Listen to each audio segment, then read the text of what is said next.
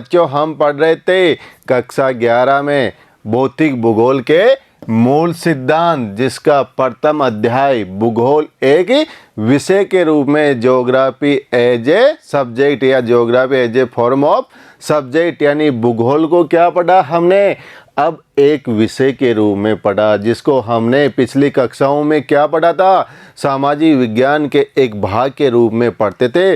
उसी को अब हम एक स्वतंत्र विषय के रूप में पढ़ेंगे। क्यों? क्योंकि आपने जैसे ही कक्षा 10 से कक्षा 11 में प्रवेश किया तो इसे आप एक स्वतंत्र विषय के रूप में क्या किया, चुनाव किया। कैसे? किसी ने क्या लिया मैथमेटिक्स, किसी ने क्या लिया बायोलॉजी, किसी ने क्या लिया आर्ट्स। आर्ट्स में भी क्या अलग अलग सब्जेक्ट, किसी ने ज्योग्राफी, पॉलिटिकल साइंस, इकोनॉमिक्स, किसी ने हिस्ट्री, किसी ने हिंदी। तो इस प्रकार से हमने इसको किस प्रकार से ऑप्ट किया, इसे हम एज ए फ्रीडम सब्जेक्ट यानी स्वतंत्र विषय के रूप में सिलेक्शन किया। अब स्वतंत्र विषय के रूप में हमने सिलेक्शन किया तो हम इसको एक विषय के रूप में पढ़ेंगे। जब हम एक इस विषय के रूप में पढ़ेंगे तो इसको एक वर्ड और व्यापक रूप से इसका अध्ययन किया जाएगा, और जैसे जैसे आप अगली क्लासों में पढ़ते जाओगे वैसे वैसे इसका विस्तार होता जाएगा। जैसे भूगोल को हमने पिछले पार्ट में देखा कैसे दो भागों में भौतिक भूगोल और मानव भूगोल में विभाजित किया था। पिछले वीडियो में हमने क्या चर्चा की थी कि भूगोल क्या है, भूगोल हमें क्यों पढ़ना चाहिए, भूगोल शब्द सबसे पहले किसने दिया, भूगोल का पिता किसे कहते हैं, और भूगोल एक समाकलन विषय के रूप में फिर भौतिक भूगोल मानव भूगोल में विभाजित किया। भौतिक भूगोल का पिता किसे कहते हैं, मानव भूगोल का पिता किसे कहते हैं। फिर आपने देखा कि जो भूगोल है उसकी अलग अलग क्या है, शाखाएं हैं, उन शाखाओं का सबका क्या है, अलग अलग अध्ययन किया जाएगा किसके अंदर, भूगोल के रूप में। इसलिए हम कक्षा 11 में भौतिक भूगोल के मूल सिद्धांत और भारत भौतिक पर्यावरण पढ़ेंगे, और जैसे ही हम अगली कक्षा में जाएंगे तो हम मानव भूगोल पढ़ेंगे और भारत लोग अर्थव्यवस्था पढ़ेंगे। तो इसके पार्ट 2 में हम चर्चा करेंगे भौतिक भूगोल एवं प्राकृतिक विज्ञान, भूगोल एवं सामाजिक विज्ञान में किस प्रकार से संबंध है, आपस में कैसे ये इंटरफेस है, और इनको हमें आपस में संबंधित किस प्रकार से होना चाहिए। तो प्यारे बच्चों हो जाइए तैयार, अपनी पाठ्यपुस्तक, नोटबुक, पेन और पेंसिल लेके देखते हैं कि इन दोनों में आपस में किस प्रकार से कोरिलेट है। तो चलो चलते हैं भौतिक भूगोल एवं प्राकृतिक विज्ञान। प्यारे बच्चों आप देखो, भौतिक भूगोल एवं प्राकृतिक विज्ञान, आपने हमारा चैप्टर का नाम क्या है, भूगोल एक विषय के रूप में, मगर यहाँ पे क्या आ रहा है आपके, भौतिक भूगोल आ रहा है। यानी कहने का मतलब जो हमारी पुस्तक का नाम है भौतिक भूगोल के मूल सिद्धांत, तो क्या आ रहा है, भौतिक भूगोल, अकेला भूगोल नहीं आ रहा है, क्या लगा हुआ है, भौतिक भूगोल। तो भौतिक भूगोल को हमने कई ब्रांचेज में विभाजित किया था, कौन कौन सी में, जैसे जियोमॉर्फोलॉजी, क्लाइमेटोलॉजी, ओशियनोग्राफी और सोहिल ज्योग्राफी या बायो ज्योग्राफी में। इसका जो नेचुरल साइंस है आगे क्या है, प्राकृतिक विज्ञान। नेचुरल साइंस, जो चीज़ हमें क्या मिल रही है, नेचर से मिल रही है, उन दोनों का आपस में किस प्रकार से संबंध है। जैसे हमने जन्म लिया, हमने पर्वत देखे, पठार देखे, मैदान देखी, नदियाँ देखी, झीलें देखी, ये क्या है, ये नेचर है, यानी गॉड गिफ्टेड है, प्रकृति देन उपहार है। तो हमने देखा, और इनके साथ क्या जुड़ा हुआ है, विज्ञान शब्द जुड़ा हुआ है। क्या जुड़ा हुआ है, विज्ञान शब्द जुड़ा हुआ। तो आप कहोगे सर विज्ञान में तो हम फिजिक्स, केमिस्ट्री, बायोलॉजी पढ़ते हैं, मगर ये क्या है, प्राकृतिक विज्ञान है। और भूगोल भी क्या है, एज ए साइंस है, यानी विज्ञान है। यदि आप अगली कक्षाओं में जाओगे, जैसे आप ग्रेजुएशन करोगे, पोस्ट ग्रेजुएशन करोगे, तो जैसे ग्रेजुएशन करोगे तो उसमें जो भूगोल है आपका ज्योग्राफी सब्जेक्ट, वो आपके साइंस में भी चलता है और आर्ट्स में भी चलता है। आप बीएससी करोगे तो भी आप ज्योग्राफी ले सकते हो, और यदि आप आर्ट्स में बीए करते हो तो भी आप ज्योग्राफी ले सकते हो। यानी दोनों सब्जेक्ट, दोनों फैकल्टी या दोनों स्ट्रीम में क्या मिलेगा आपको? भूगोल मिलेगा। यदि बीए वाला बच्चा क्या करता है आगे जाके, एमए करता है, पीजी करता है, पोस्ट ग्रेजुएशन करता है, तो उसको क्या मिलेगी? एमए की डिग्री मिलेगी। और यदि बीएससी में जिसने सब्जेक्ट रखा है और वो आगे जाके पीजी करता है तो उसे एमएससी में डिग्री मिलेगी। तो प्यारे बच्चों, बड़ी काम की बात है। भूगोल क्या है? एज ए साइंस सब्जेक्ट भी है, यानी विज्ञान विषय भी। और इसमें हम इस दोनों की क्या करेंगे? तुलनात्मक अध्ययन करेंगे, आपस में इनके संबंध देखेंगे, इंट्राप्रश्न करेंगे कि आपस में ये किस प्रकार से कोरिलेट है, किससे? प्राकृतिक विज्ञान से। तो देखते हैं कि भौतिक भूगोल की सभी शाखाएं प्राकृतिक विज्ञान से क्या है? अंतराप्रश्न है। तो पहले भौतिक भूगोल की सभी शाखाएं देख लेते हैं कौन कौन सी है। आओ बच्चों, ये देखो आप, ये भौतिक भूगोल की शाखाएं कौन कौन सी? भू आकृति विज्ञान, जलवायु विज्ञान, समुद्र विज्ञान और मृदा भूगोल। ये क्या है? भौतिक भूगोल की शाखाएं। इसमें आप जैव भूगोल भी जोड़ सकते हो, पर्यावरण भूगोल भी जोड़ सकते हो। यानी ये मेन ब्रांच है किसकी? फिजिकल ज्योग्राफी की। आगे अपन और इससे विस्तृत विवेचना करेंगे कि इनमें भी किसका अध्ययन किया जाता है, वो अगले अपने पार्ट वीडियो 3 में, उसमें पार्ट 3 में हम चर्चा करेंगे कि branches of geography and physical, branches of physical geography and branches of human geography, यानी भौतिक भूगोल की शाखाएं और मानव भूगोल की शाखाएं कौन कौन सी। अब देखो, भू आकृति विज्ञान, यानी भू आकृति विज्ञान का मतलब क्या? यानी हमारे जो धरातल है, हमारा जो क्या है स्थल मंडलीय भाग है, उसके अंदर जो जो भू आकृतियां हैं, जो जो चीज़ें दिखाई देती है, उनका अध्ययन हम किस में करेंगे? उसका अध्ययन हम भू आकृति विज्ञान में करेंगे। यानी हमें अध्ययन करना है, पृथ्वी की उत्पत्ति को जानना है, संरचना को जानना है, हमें महाद्वीप और महासागरों के बारे में जानना है, हमें उनकी उत्पत्ति के बारे में जानना है, हमें चट्टानों के बारे में जानना हो, या हमें नदी के बारे में जानना हो, पवन के बारे में जानना हो, हमें उनसे बनी हुई स्थलाकृतियों के बारे में जानना हो, हमें अपक्षय के बारे में जानना हो, हमें अपर्दन के बारे में जानना हो, या हमें अनाच्छादन के बारे में जानना हो, तो उन सभी का किसमें अध्ययन किया जाएगा? भू आकृति विज्ञान में। किसमें? भू आकृति विज्ञान में। अब इसको देखते हैं कि ये प्राकृतिक विज्ञान से किस प्रकार से संबंध है।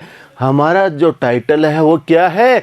भौतिक भूगोल एवं प्राकृतिक विज्ञान। तो अब हम ये भी चर्चा कर लेते हैं साथ साथ में कि ये प्राकृतिक विज्ञान से किस प्रकार से संबंध है।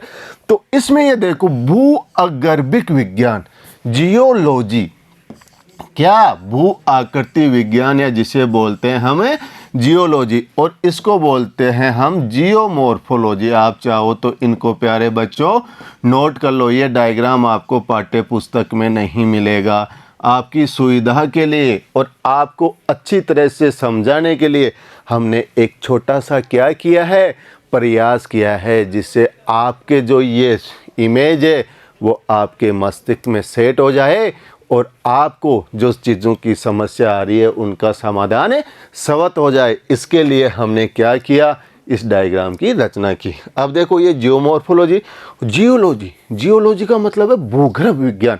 भूगर्भ विज्ञान का मतलब यानी ज्वालामुखी कैसे आते हैं, चट्टानों का रूप कैसे है, यानी भूगर्भ के नीचे क्या क्या हलचल है, दुर्बलता मंडल क्या है, लावा क्या है, मैग्मा क्या है, इन चीज़ों के बारे में इसमें अध्ययन किया जाता है। ये कौन सा विज्ञान है? ये प्राकृतिक विज्ञान है। तो ये भूगर्भीय विज्ञान इसकी एक ब्रांच है। तो इसी में भी हम यही देखते हैं, किसमें? भू आकृति विज्ञान में, कि ज्वालामुखी कैसे बने, पर्वत कैसे बने, पठार कैसे बने, मैदान कैसे बने, भूकंप कैसे आया, और लावा कैसे, पृथ्वी की आंतरिक संरचना कैसे है, उनका घनत्व कैसा है, दबाव कैसा है, तापमान कैसा है, प्रत्येक साधन कौन सा है, और प्रत्येक साधन, ये हम इसमें चर्चा करते हैं। तो हो गई कंसेप्ट क्लियर। दोनों आपस में क्या है? कोरिलेट है, आपस में अंतर संबंधित है प्यारे बच्चों। अब देखते हैं जलवायु विज्ञान। कौन सा विज्ञान? जलवायु विज्ञान, जिसे हम क्या कहते हैं? क्लाइमेटोलॉजी। क्या बोलेंगे? क्लाइमेटोलॉजी, यानी जिसके बारे में जलवायु का अध्ययन किया जाए। और ये क्या है? मौसम विज्ञान, यानी ये किसका क्या है? संस्थान भी है मौसम विज्ञान की, जो हमें वायुदाब, तापमान, वर्षा, इनके बारे में बताता है। तो ये दोनों भी आपस में क्या है, अंतर संबंधित। इसको लिखना चाहो तो लिख लो मीट्रियोलॉजिकल या मीट्रियोलॉजी। अगला देखते हैं समुद्र विज्ञान। आप समुद्र विज्ञान में देखोगे महासागरों के बारे में, समुद्रों के बारे में, उनके जल के बारे में, उनके तापमान के बारे में, उनकी लवणता के बारे में, उनके संसाधनों के बारे में। किसमें? समुद्र विज्ञान में, जिसको बोलते हैं हम ओशियनोग्राफी। और जल विज्ञान, इसको बोलेंगे हम हाइड्रोलॉजी। तो यानी आप हाइड्रोलॉजी में किसका अध्ययन करोगे? जल विज्ञान के, यानी जल के बारे में जानोगे, वही जल में क्या संसाधन है, क्या खनिज है, कौन से तत्व है, क्या लवणता है। तो दोनों का आपस में क्या है, अंतर संबंध है। मृदा भूगोल, आपने मृदा के बारे में देखा था। और क्या? मृदा विज्ञान पेडालॉजी, इसको आप लिख लो सॉइल ज्योग्राफी और इसको लिख लो आप पेडालॉजी।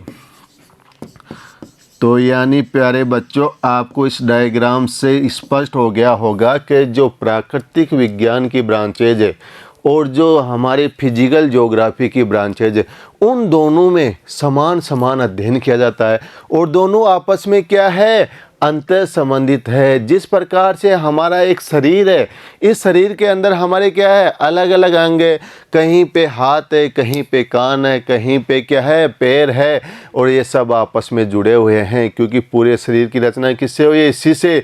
इसी प्रकार ये चीज़ें भी आपस में क्या है, जुड़ी हुई है। तो बच्चों कंसेप्ट क्लियर कि जो हमारा भौतिक भूगोल है और प्राकृतिक विज्ञान है, उसकी सभी शाखाएँ आपस में क्या है, अंतर संबंधित है या अंतरापृष्ठ है, इंट्राफेस। परंपरागत भौतिक भूगोल भौमिकी, मौसम विज्ञान, जल विज्ञान और मृदा विज्ञान से संबंधित है। कौन सी? परंपरागत भौतिक भूगोल, यानी पुरानी भौतिक भूगोल किससे? भौमिकी, मौसम विज्ञान, जल विज्ञान और मृदा विज्ञान से संबंधित है। इस प्रकार भू आकृति विज्ञान, जलवायु विज्ञान, समुद्री विज्ञान, मृदा भूगोल का प्राकृतिक विज्ञान से क्या है, निकट का संबंध है। इस प्रकार भू आकृति विज्ञान, जलवायु विज्ञान, समुद्र विज्ञान और मृदा भूगोल का आपस में प्राकृतिक विज्ञान से निकट का संबंध है। आपको लग रहा होगा कि सर वास्तव में हमें क्या आ रहा है, अच्छी तरह से समझ में आ रहा है, क्योंकि हम जब एनसीईआरटी की पाठ्य पुस्तक देखते हैं बच्चों, तो उसमें डिटेल से लिखा हुआ है, जैसे निबंध लिखा हुआ, तो हमें लगता है पता नहीं क्या रामायण लिखी हुई है। और हमने तो क्या लिया है, नया नया सब्जेक्ट लिया है। मगर आपको क्या नहीं करना, घबराने की जरूरत नहीं है। अपनी सूचनाएं इन्हीं विज्ञानों से प्राप्त करते हैं। कौन? क्योंकि ये अपनी सूचनाएं इन्हीं विज्ञानों से, किनसे? भूआकृति विज्ञान किससे? भौमिकी से। जल विज्ञान किससे? मौसम विज्ञान से। सामुद्रिक विज्ञान किससे? जल विज्ञान से। और मृदा भूगोल किससे? मृदा विज्ञान से। ये सूचनाएं इन्हीं से प्राप्त करते हैं, यानी इन्हीं विज्ञानों से क्या, भूगोल अपनी सूचनाएं प्राप्त करती है। तो क्या हुआ, हमारा संबंध निकट का संबंध हुआ। किसका? भौतिक भूगोल का प्राकृतिक विज्ञान से। इधर देखो एक डायग्राम और आपको मैं दिखाता हूँ। एक डायग्राम बना रखा है आपके लिए, ये भी देखो। यानी ये एलिमेंट्स ऑफ ज्योग्राफी है, यानी ज्योग्राफी के क्या दिखाए हैं आपको, तत्व दिखा रखे हैं। इन एलिमेंट्स ऑफ ज्योग्राफी को हमने 4 भागों में डिवाइड किया है। देखो, फिजिकल ज्योग्राफी और नेचुरल साइंस हमने एक तरफ रखा है, कल्चरल ज्योग्राफी और सोशल साइंस हमने एक तरफ रखा। यानी फिजिकल ज्योग्राफी में हम क्या करेंगे, लैंड फॉर्म्स का अध्ययन करेंगे। लैंड फॉर्म्स का मतलब क्या होता है बच्चों, स्थल रूपों का अध्ययन करेंगे। किनका अध्ययन करेंगे? स्थल रूपों का, यानी कहाँ पर्वत है, कहाँ पठार है, कहाँ मैदान है, कहाँ नदियाँ हैं, कहाँ जिले हैं, और उन्हीं का अध्ययन किसमें करेंगे हम, प्राकृतिक विज्ञान में करेंगे। फिर हम रॉक्स और चट्टानों की बात करेंगे, यानी चट्टानों और खनिजों के बारे में समझेंगे। यानी हम क्या करेंगे, जो हमारा विषय है प्राकृतिक विज्ञान का, कौन सा, भौमिकी विज्ञान, उस भौमिकी विज्ञान में भी हम क्या पढ़ते हैं, चट्टानों के बारे में पढ़ते हैं। पृथ्वी के अंदर कौन सी चट्टानें पाई जाती है और किस प्रकार की चट्टानें पाई जाती है और इनमें कौन से मिनरल्स पाए जाते हैं, कौन से खनिज तत्व पाए जाते हैं, एलिमेंट्स पाए जाते हैं, तो उनका अध्ययन भी इसमें भी करेंगे हम फिजिकल ज्योग्राफी में। और इससे भी, क्योंकि अभी आपने देखा कि ये किससे प्राप्त करते हैं, विज्ञानों से प्राप्त करते हैं। तो देखिए, फिर वाटर जल की बात की हमने किस में, ओशियनोग्राफी में। फिर हमने वेदर और क्लाइमेट की बात की। वेदर का मतलब मौसम और क्लाइमेट का मतलब जलवायु के बारे। फिर हमने प्लांट्स की बात की, फिर एनिमल्स की और फिर सॉइल की। यानी ये सभी किसके एलिमेंट्स, नेचुरल साइंस के और फिजिकल ज्योग्राफी के, तो आपस में कोरिलेट। कल्चरल ज्योग्राफी और सोशल साइंस, इसको हम हमारा दूसरा टॉपिक भूगोल और सामाजिक विज्ञान के संबंध में देखेंगे। थोड़ा बहुत यहाँ भी चर्चा कर लेते हैं। इसमें हम पॉपुलेशन की चर्चा करेंगे और इकोनॉमिक एक्टिविटीज़, आर्थिक क्रियाओं की बात करेंगे, भाषाओं की बात करेंगे, धर्म की बात करेंगे, पॉलिटिकल सिस्टम, राजनीतिक तंत्र की बात करेंगे, सेटलमेंट, अधिवासों की बात करेंगे और फूड के बारे में चर्चा करेंगे। भूगोल के क्षेत्र, फील्ड ऑफ ज्योग्राफी, यानी इसके बारे में आप हमने पिछले चैप्टर में भी पढ़ा था, मगर पिछले चैप्टर में क्या है आपको अच्छी तरह समझ में नहीं आया होगा, क्योंकि इसमें जो हमने जो डायग्राम बना रखा था उस डायग्राम में कुछ अक्षर साफ नहीं दिख रहे थे, मगर यहाँ पे मैंने आपको अच्छी तरीके से समझाऊंगा। यानी ये है हमारे भूगोल के क्षेत्र। इस भूगोल के क्षेत्र को आप देखो कैसे समझोगे इस डायग्राम को। आप पहले ये डायग्राम देखो। इस डायग्राम को सबसे पहले आप समझने से पहले इसे आप क्या करो, अपने में डिवाइड करो। यानी ये जो भूगोल के क्षेत्र है, फील्ड ऑफ ज्योग्राफी, इसमें कुछ चीज़ें नीचे की ओर लिखी हुई है इस लाइन के और कुछ चीज़ें बाहर की ओर लिखी हुई है। यानी अंदर की जो चीज़ें लिखी हुई है वो भूगोल की शाखाएं हैं। क्या है, ब्रांच ऑफ ज्योग्राफी, भूगोल की शाखाएं। और बाहर जो शाखाएं लिखी हुई है वो अपनी अलग शाखाएं हैं, अपने स्वतंत्र विषय हैं, क्योंकि वहाँ पे अलग विषय, मगर ये दोनों आपस में क्या है, को रिलेटेड है, आपस में इंट्राफेस है, आपस में अंतर संबंधित है, दोनों में निकट का संबंध है। कैसे, क्योंकि हम देखेंगे अभी क्या देगा, जियोमॉर्फोलॉजी किससे संबंधित है, जियोलॉजी से, क्लाइमेटोलॉजी किससे है, मेट्रियोलॉजी से, तो आपस में संबंधित है। इसी प्रकार से ये संबंध है। यानी हम बात करें यहाँ से आर्थिक भूगोल से, यानी अर्थशास्त्र या आर्थिक भूगोल, हमारा सब्जेक्ट आर्थिक भूगोल, जनसंख्या भूगोल, राजनीतिक भूगोल, ऐतिहासिक भूगोल, सामाजिक भूगोल, यानी हम बात करें भौगोलिक चिंतन और सांस्कृतिक भूगोल तक, तो ये सभी विषय हमारे समाज शास्त्र में आते हैं। आपने 9th और 10th में पढ़ा होगा कि सामाजिक विज्ञान, सामाजिक विज्ञान में आपने पढ़ा, भूगोल पढ़ा, इतिहास पढ़ा, अर्थशास्त्र पढ़ा और क्या पढ़ा, राजनीति विज्ञान पढ़ा। यानी ये विषय किस में पढ़े आपने, सामाजिक भूगोल में पढ़े। कौन कौन से, अर्थशास्त्र, जनानकी, राजनीति शास्त्र, इतिहास, समाजशास्त्र, दर्शन शास्त्र और मानव शास्त्र, इनकी विस्तृत विवेचना आगे करें। और आप यहाँ से देखोगे आर्थिक सांख्यिकी से लेके आप मृदा विज्ञान तक जाओगे तो ये विषय किस में आएंगे, नेचुरल साइंस में। किससे आएंगे, प्राकृतिक विज्ञान में। जैसे हमने देखा आर्थिक सांख्यिकी, भूगोल में परिमाणात्मक परिवर्धी, आर्थिक सांख्यिकी मतलब इकोनॉमिक स्टैटिकल डेटा, जो हमारे जो सांख्यिकी आंकड़े होते हैं उन आंकड़ों का यदि हम देखा जाए तो वो आंकड़े कौन इकट्ठा करता है, आर्थिक सांख्यिकी विभाग इकट्ठा करता है, मगर वो हमारे भी भूगोल में भी काम आता है उन आंकड़ों का।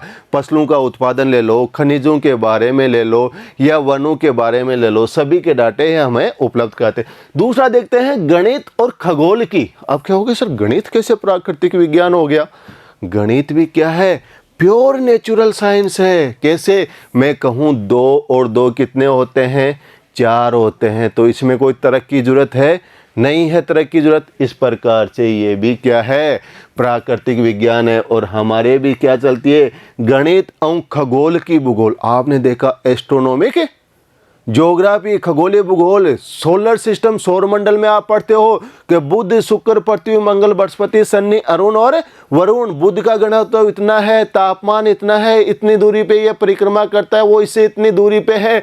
क्या करते हो, कैलकुलेशन करते हो तो आप कहोगे सर ये क्या बात हुई, इससे अच्छा तो हम गणित सब्जेक्ट ही ले लेते, गणित में पढ़ लेते। प्यारे बच्चों, घबराने की ज़रूरत नहीं है, गणित जितनी कैलकुलेशन नहीं है इसमें कुछ शॉर्ट कैलकुलेशन है जिनके बारे में हम देखते हैं। फिर है भूविज्ञान, अभी देखा हमने भू आकृति विज्ञान से संबंधित यानी भूविज्ञान। मौसम विज्ञान किससे, जलवायु विज्ञान से। जल विज्ञान समुद्र विज्ञान से। मृदा विज्ञान मृदा भूगोल से।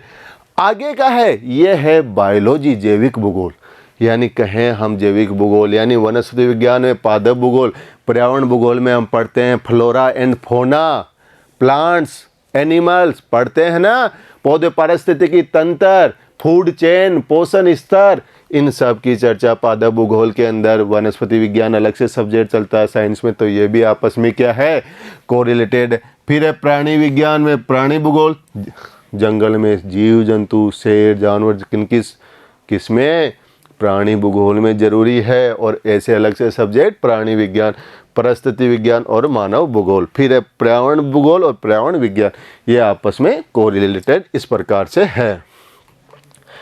अब देखते हैं जैव भूगोल, वनस्पति शास्त्र, जीव विज्ञान तथा परिस्थिति विज्ञान से अत्यधिक निकटता से जुड़ा हुआ है। क्यों जुड़ा हुआ है, क्योंकि मानव विभिन्न स्थितिक निकेत में निवास करता है, यानी इन्हीं के आसपास में। एक भूगोलवेत्ता को गणित और कला विशेषतः मानचित्र रेखांकन में क्या होना चाहिए, निपुण होना चाहिए। किसको, एक भूगोलवेत्ता को किनमें, इन चीज़ों में क्या होना चाहिए, निपुण होना चाहिए, उसको दक्ष होना चाहिए। क्योंकि इसमें भी क्या चलती है, कैलकुलेशन। कैसे, आपकी एक इन दो किताबों के अलावा एक किताब और चलती है प्यारे बच्चों, ध्यान हो तो आपको, भूगोल में प्रयोगात्मक कार्य, प्रैक्टिकल इन ज्योग्राफी। उस प्रयोगात्मक कार्य में आप क्या करते हो, पूरी की पूरी कैलकुलेशन करते हो कि अक्षांश कितने हैं, देशांतर कितने, उनके बीच की दूरी कितनी है, कि घाटी कैसे बनानी है, कितनी समूची रेखाओं के अंतराल पे बनानी है, ये चीज़ें देखते हो ना आप। तो ये क्या है कि मानचित्र रेखांकन में निपुण होना चाहिए। भूगोल खगोल की स्थितियों के अध्ययन से भी जुड़ा हुआ है, जो अक्षांश और देशांतर का विवरण प्रस्तुत करते हैं। आपने चैप्टर 1 भारत भूगोल में देखा था, अक्षांश देशांतर को समझाए थे ना, कि जो पश्चिम से पूर्व की ओर रेखाएं खींची जाती है उन्हें हमने क्या कहा था, अक्षांश कहा था। और जो उत्तर से दक्षिण की ओर जो रेखाएं खींची गई उन्हें क्या कहा था, उनको हमने देशांतर कहा था। यानी यह रेखाएं क्या है, देशांतर रेखाएं, और ये रेखाएं क्या है, अक्षांश रेखाएं। पृथ्वी का आकार जियोड है, भू आब है। आपको यदि पूछा जाए तो आप क्या कहते हो कि पृथ्वी क्या है, गोल है। कोई कहता है क्या है, फुटबॉल की तरह है। कोई क्या कहता है, अलग अलग उदाहरण देते हैं। मगर पृथ्वी का आकार यदि आपसे एग्जाम में पूछा जाए तो आप लिखोगे जियोड, यानी भू आब। यानी पृथ्वी का आकार कैसे, भू यानी संतरे की तरह है। संतरे की तरह नहीं लिखना, आपको लिखना है भू आब। परंतु भूगोलवेत्ता का मूल उपकरण क्या है, मानचित्र है, जो द्विआयामी प्रदर्शन करता है। यानी एज ए टूल ज्योग्राफर के पास क्या होना चाहिए, मैप होना चाहिए, बहुत जरूरी है। भू आपको द्विआयामी में परिवर्तन करने का समाधान लेखाचित्र या गणितीय रीति से निर्मित प्रक्षेपण द्वारा प्राप्त हो सकता है। आप क्या पढ़ते हुए, प्रक्षेप पढ़ोगे प्रयोगात्मक भूगोल में। 1 standard line projection, 2 standard line projection, bond प्रक्षेपण, खमद्य प्रक्षेप, ध्रुवीय प्रक्षेप, बेलनाकार प्रक्षेप और मर्केटर प्रक्षेप, यानी कई प्रकार के प्रक्षेप। यानी अक्षांश और देशांतर रेखाओं के जाल को क्या कहा, प्रक्षेपों के द्वारा, अलग अलग प्रक्षेपों की रचना विधि के द्वारा समझाया। तो इनका समाधान प्रक्षेपण द्वारा प्राप्त हो सकता है। रेखात्मक तथा परिमाणात्मक तकनीकी में गणित, सांख्यिकी और अर्थमिति में परिवर्तन की आवश्यकता होती है। अब देखो, सांख्यिकी और अर्थमिति में, यानी आप गणित में क्या पढ़ा था, माध्य, माध्यिका, बहुलक, समांतर माध्य, मानक विचलन, इन चीज़ों के बारे में पढ़ा था। हाँ सर पढ़ा था, मगर यही चीज़ें आपको क्या पढ़ना पड़ेगा, भूगोल के प्रयोगात्मक कार्य में भी आपको माध्य माध्य का बहुलक ये निकालना पड़ेगा, तो गणित भी आना जरूरी है। किसके हो? एज ए ज्योग्राफर, एक भूगोलवेत्ता को गणित का नॉलेज भी जरूरी है। तो हुआ ने क्या, भूगोल का कार्य क्षेत्र बहुत ही व्यापक, घबराने की जरूरत नहीं है, सबसे इजी सब्जेक्ट है। कहीं आप सब सोचो कि सर इसमें तो ये भी पढ़ना पड़ेगा वो भी पढ़ना पड़ेगा, इतने अटम सटम पता नहीं क्या क्या बता दिया आपने। बहुत ही easy subject and scoring subject है। मानचित्र कलात्मक कल्पना द्वारा तैयार किए जाते हैं। खाका मानस मानचित्र और मानचित्र कला हेतु कला में निपुणता आवश्यक है, यानी आपको ड्राइंग भी बनाना आना चाहिए कि आपको स्केल बनाना है तो उसमें किस प्रकार के कलर बनना चाहिए। मैप बनाना है जल्दी हाथों से ड्राइंग से, तो हमें क्या करना चाहिए, ड्राइंग आना चाहिए कि किस प्रकार से हमें मैप बनाना है। इस प्रकार से तो हमें कला में भी क्या होना चाहिए, निपुण होना चाहिए। अब देखते हैं भूगोल एवं सामाजिक विज्ञान।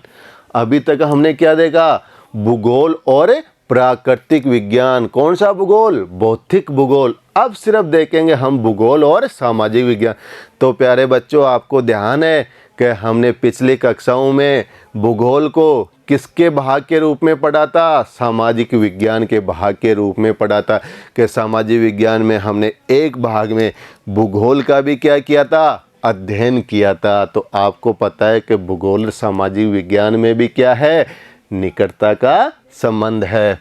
सामाजिक विज्ञान का भूगोल की एक शाखा से अंतरापृष्ठ संबंध, एक ब्रांच के रूप में। कैसे कि हमने क्या देखा कि हमने पॉलिटिकल साइंस भी देखी, उसमें हमने इकोनॉमिक्स भी देखी, हिस्ट्री भी देखी और क्या देखी, ज्योग्राफी भी देखी। तो एक शाखा के रूप में इसका अंतरापृष्ठ है या क्लोजर रिलेशन है। भूगोल और इतिहास में अंतर संबंध का विवरण पहले ही दिया जा चुका है कि भूगोल और इतिहास दोनों आपस में अंतर संबंध है। कहा जाता है कि ज्योग्राफी रिवेल्स ऑटोमेटिकली हिस्ट्री, यानी दोनों के आपस में संबंध है। प्रत्येक विषय का एक दर्शन होता है, उस विषय के लिए मूल आधार होता है। दर्शन किसी विषय को जड़ प्रदान करके उसके विकास प्रक्रिया में स्पष्ट ऐतिहासिक भूमिका प्रस्तुत करता है।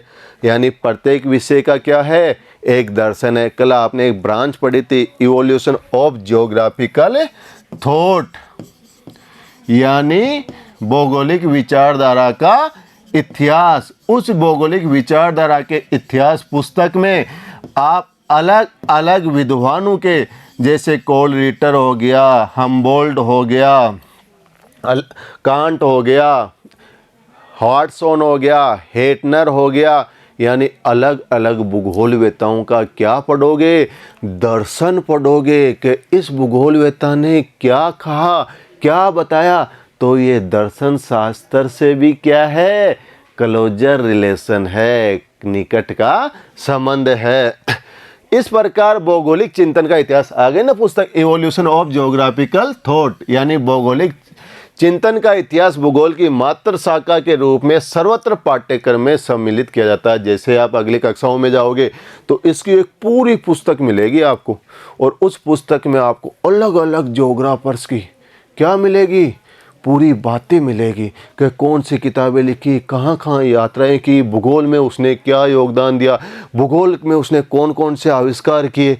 ये सब चीज़ें किसमें पढ़ेंगे, भौगोलिक चिंतन थे। जैसे आपने पढ़ा था ना, इरेटोस्थनीज फर्स्ट ज्योग्राफी वर्ड किसने दिया, इरेटोस्थनीज ने। मानचित्र भूगोल का पिता किसे, टोलमी को। उनके बारे में पूरी विस्तृत विवेचना आपको इसमें पड़ेगी, उनका दर्शन पढ़ने को मिलेगा हमें। सामाजिक विज्ञान के सभी विषय, समाज शास्त्र, राजनीति विज्ञान, अर्थशास्त्र, जनान की सामाजिक यथार्थता का अध्ययन करते हैं। कौन कौन से विषय सामाजिक विज्ञान के प्यारे बच्चों,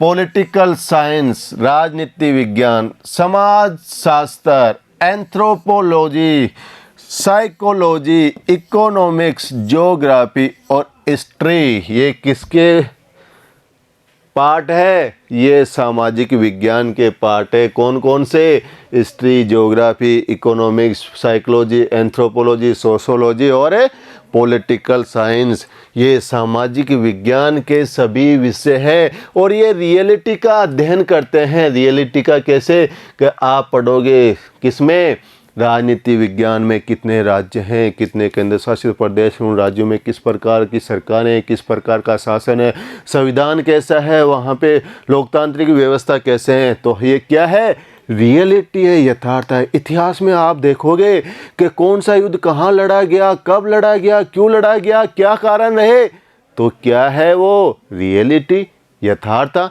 तो ये क्या करते हैं, यथार्थता का अध्ययन प्रस्तुत करते हैं। कौन, समाज विज्ञान के जो विषय दिखा रखे हैं। ये भूगोल की सभी शाखाएं, चाहे सामाजिक भूगोल हो, राजनीतिक भूगोल हो, आर्थिक भूगोल हो, जनसंख्या भूगोल हो, आदिवासी भूगोल है, आदि विषयों से घनिष्ठता से जुड़े हुए हैं।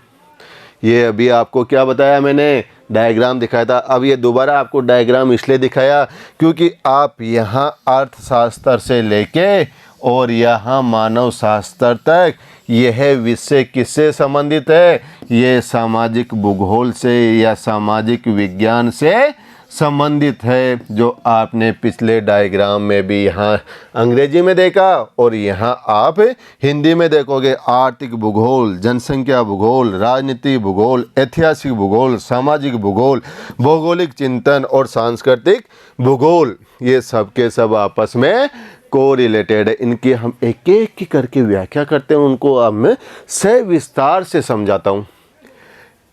इनमें से प्रत्येक में स्थानिक विशेषताएं मिलती है। राजनीति शास्त्र का मूल उद्देश्य क्या है, राज्यों के क्षेत्र के बारे में, उनकी जनसंख्या और उनकी सोवेरेनिटी यानी प्रभुसत्ता का क्या करना है, विश्लेषण करना है। किसमें, राजनीति में। राजनीति भी एक सब्जेक्ट चलता है ना, उसके आगे भी क्या जुड़ा हुआ है, विज्ञान, राजनीति विज्ञान।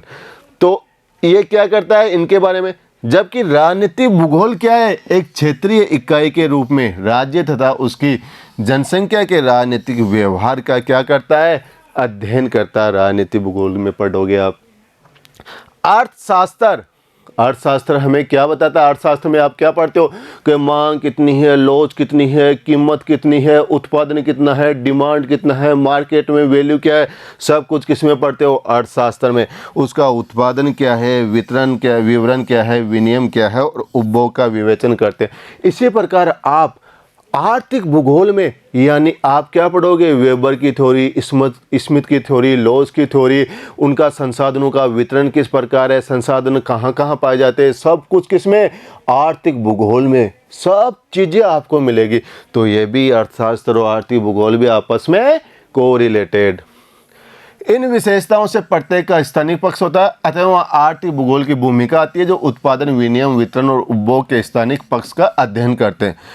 जनसंख्या भूगोल जनांकी से संबंधित है। अब आपने जनसंख्या भूगोल सामाजिक विज्ञान में पढ़ा कि हम क्या जाते हैं, जनगणना के आंकड़े इकट्ठे करने जाते हैं कि आपके कितने लोग हैं, क्या व्यवसाय करते हैं, आपकी एजुकेशन क्या है, घर में कितने मेंबर है, कौन कितना कितना पढ़ा लिखा हुआ है, किसके कितने कितने बच्चे हैं, वो पूरे डाटा हम इकट्ठे करते हैं। और फिर उन इकट्ठे किस में किया हमने, जननांकी में। और फिर उनका हम विस्तार से किस राज्य में, किस किस ब्लॉक के अंदर, किस देश के अंदर कितनी कितनी जनसंख्या निवासित है, उन सब का क्या करेंगे, हमें जनसंख्या भूगोल में अध्ययन करेंगे। तो ये भी किससे, इससे निकटता से जुड़ा हुआ है। अतः इस पर उपयुक्त विवेचन से स्पष्ट है कि भूगोल प्राकृतिक और सामाजिक विज्ञानों से क्या है, घनिष्ठता से संबंधित है। ये अध्ययन के विधि तंत्र और उत्पादनों का अनुसरण करता है, जो अन्य विषय से फर्ता करता है, यानी इसका अलग से मेथोडोलॉजी है, कल बताई थी, चर्चा की थी, यानी विधि तंत्र। इसका अन्य विषयों से प्रासरणीय संबंध होता है, ओस्मोटिक संबंध। ओस्मोटिक यानी कहीं पे जल ज़्यादा है और वो रिसाव होकर दूसरी जगह चला गया, तो वहाँ पे भी वो उसको क्या पूछ गया, जहाँ पे कम मात्रा में जल था या जहाँ पे सूखा था, यानी इस जगह जल ज़्यादा है और यहाँ पे बिल्कुल नहीं है, तो ये जल का फैलाव होकर कहाँ चला गया, यहाँ पे चला गया, यानी यहाँ भी कम वाली जगह भी ये जल पहुँच गया। उसी प्रकार से हमारा जो शरीर है हमारे झिल्लियों से अलग अलग से क्या है, झिल्लियों से बंधा हुआ है, फिर भी इसमें हमारा जो ब्लड सर्कुलेशन है, रक्त संचार, रुधिर संचार पूरे शरीर में होता रहता है। उसी प्रकार से भूगोल की पूरी शाखाओं का इससे आपस में संबंध है, चाहे वो प्राकृतिक विज्ञान हो, चाहे सामाजिक विज्ञान हो, चाहे वो मृदा विज्ञान हो, चाहे वो बॉटनी हो, जूलॉजी हो, चाहे कोई सा भी सब्जेक्ट हो। देखो, सभी विषयों का अपना निजी विषय क्षेत्र होता है और भूगोल व्यष्टिपरक सूचनाओं के बहाव का अवरोध नहीं करता। जैसे कि शरीर के सभी कोशिकाओं की एक झिल्ली द्वारा फटक पहचान होती है, परंतु सभी का ब्लड सर्कुलेशन, रक्त का बहाव अवरुद्ध नहीं होता। इस प्रकार से सब अलग अलग, और यह हमारे क्या आगे फील्ड ऑफ ज्योग्राफी यानी भूगोल के क्षेत्र यानी सभी के आपस में संबंध। तो प्यारे बच्चों, आपने इस चैप्टर पार्ट 2 में, चैप्टर फर्स्ट पार्ट 2 में क्या देखा, भौतिक भूगोल का प्राकृतिक विज्ञान से संबंध, जिसमें भौतिक भूगोल की शाखाएं और प्राकृतिक विज्ञान की शाखाओं का आपस में कोरिलेट करना, इंटरफेस करना। फिर क्या देखा, भूगोल और सामाजिक विज्ञान में आपस में क्या संबंध है, इनका हमने सविस्तार विवेचन किया। तो बच्चों, आप अपनी जो चीज़ें आपकी पाठ्य पुस्तक में नहीं है उनको अपनी नोटबुक में नोट कीजिए और वीडियो को पॉज करके बार बार देखिए और इस पहले चैप्टर को समझने की कोशिश कीजिए, क्योंकि आप जब आगे जाओगे तो आपका जो फाउंडेशन है, फाउंडेशन का मतलब क्या, आपकी जो कक्षा 11 और 12 के जो सब्जेक्ट हैं जैसे भूगोल है, तो यही चीज़ें आपको आगे बहुत काम आएगी। इसलिए आपका फाउंडेशन क्या होना ज़रूरी है, मजबूत होना ज़रूरी है, स्ट्रॉन्ग होना ज़रूरी है। इसलिए इनको नोट कीजिए और याद करने की कोशिश कीजिए और तब तक बने रहिए मेरे साथ, जब तक ना मिलूँ मैं अगले वीडियो में। Thank you.